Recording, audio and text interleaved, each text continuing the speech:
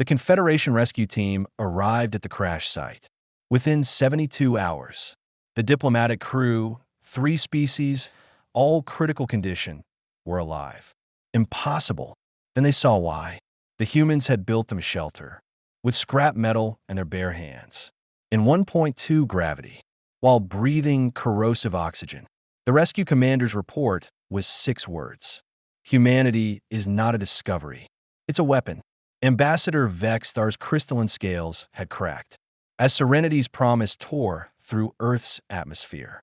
Alarm screamed while Navigator Kix's exoskeleton rattled with each impact. Impact in 40 seconds, Kix chittered. Atmospheric composition, 21% oxygen. We're crashing into a death world. The ship hit Georgia Clay at 340 kilometers per hour. Vexthar's suit flashed warnings. 35 degrees Celsius external temperature, 1.2 gravity, toxic oxygen, 6 hours to live. Through the cracked hull, he saw a blur of green vegetation and boiling air. The heat shimmer made the landscape ripple, like a living predator. "We survive," Kix whispered, his antennae drooping with despair, only to die slowly. The chronometer began counting down. Each second felt like a judgment. Footsteps approached, heavy, rhythmic, moving through lethal air without protection. Through the shattered hull, Vexthar saw a bipedal creature, with bare skin and fabric clothing. It tapped the hull with its hand, on glowing metal that should have seared flesh from bone. "Y'all okay in there?" The aliens froze.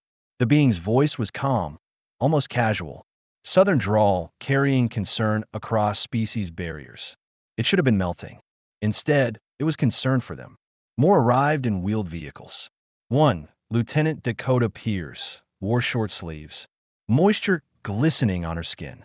She was sweating, expelling precious fluid, as if water were endless, as if her world had oceans to spare. "We've got survivors," she called into a handheld device. "Marcus, grab the workshop tools. We're going to need to build them something." Kix trembled, his voice breaking. "We're the aliens, but they're the ones surviving on a death world." Without even noticing, Marcus Webb's hands blistered within minutes. The plasma torch hissed through hull plating, sparks flying against his sweat-soaked shirt. Each motion dragged under punishing gravity. Vexthar's sensors tracked the human's biometrics. Heart rate 142 BPM, sustained. Every alert screamed for shutdown. Yet he kept working, methodical, focused, as if pain were merely data to be ignored. "Marcus, take a break," Dakota said, from the exposed computer core, fingers flying across alien code. She bypassed encryption that took Confederation engineers decades to master, cracked it in 90 minutes with a tablet, and what she called basic logic. "Almost done," Marcus grunted, lowering a 40-kilogram hull plate. His hand shook, bleeding at the knuckles. He didn't drop it. Control, even as biology screamed surrender. "He's dying," Kix said, patterns of distress rippling across his carapace. "His body is shutting down."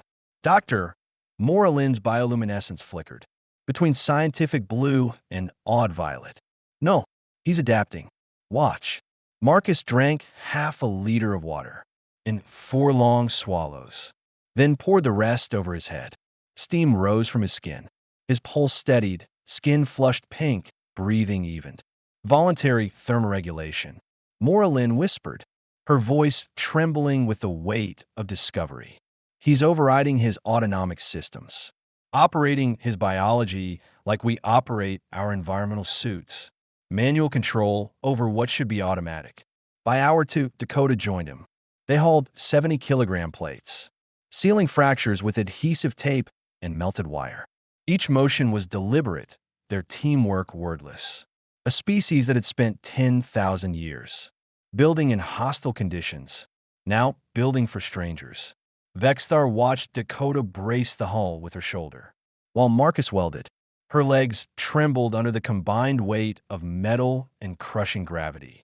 Yet she didn't ask for help. 3 aliens were dying. That was reason enough.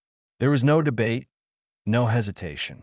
Dakota checked readings on her tablet, cross-referencing 3 different biologies simultaneously. If we set it to zero point 0.8 gravity, 65 Fahrenheit, 15% oxygen, high humidity, everyone survives. Not comfortable, but alive. Marcus tested the seal with his bare hand. The weld was 200 degrees. 3 seconds of contact. His palm turned red, but he smiled at the integrity of the bond. How long to figure that out?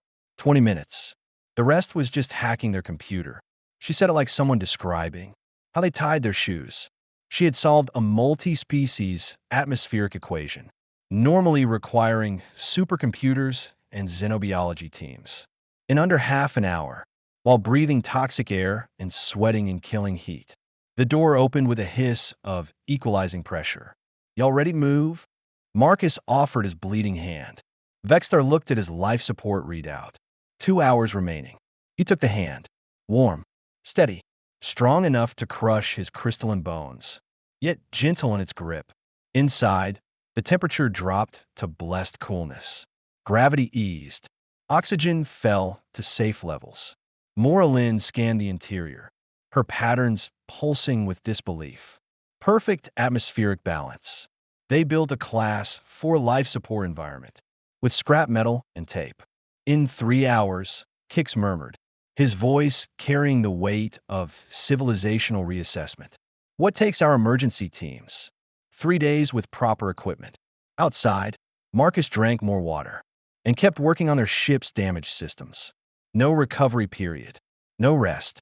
Just continuation. Moralyn projected her scans. Human biology alive on a holographic screen. Cardiovascular systems that spiked and recovered.